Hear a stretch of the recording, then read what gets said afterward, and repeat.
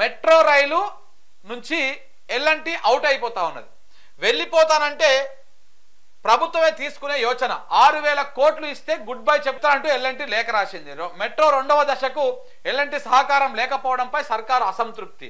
మొదటి దశ ఆస్తుల నిర్వహణ విషయంలో అభ్యంతరాలు వ్యక్తం చేస్తూ ఉన్నారు. వాస్తవం ఏంటంటే మెట్రో ఎందుకు వెళ్ళిపోతుంది?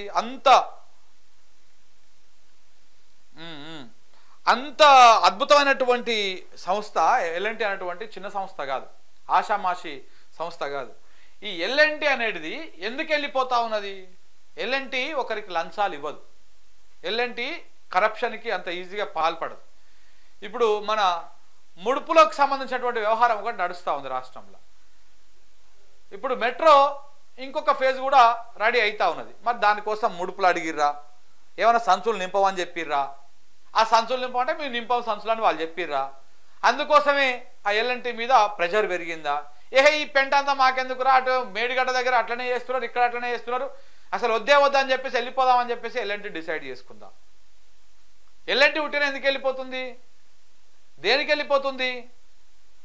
మళ్ళీ తెచ్చింది కూడా ఎవరో కాదు కదా. ఈ మెట్రో కాంట్రాక్ట్ ఇచ్చింది ఏమైనా కేసీఆర్ ఇచ్చిండా ఎల్ఎన్టీకి? అప్పుడెప్పుడో వైఎస్ రాజశేఖర రెడ్డి ఉన్నప్పుడు జరిగినటువంటి వ్యవహారం కదా ఇదంతా. కాంగ్రెస్ ప్రభుత్వమే కదా డిసైడ్ చేసింది. ఇప్పుడు ఎందుకు వెళ్ళిపోతా ఉన్నది? ఎవరికి ముడుపులు ఇవ్వలేక వెళ్ళిపోతా ఉన్నది, ఎవరి సంచులు నింపలేక వెళ్ళిపోతా ఉన్నది.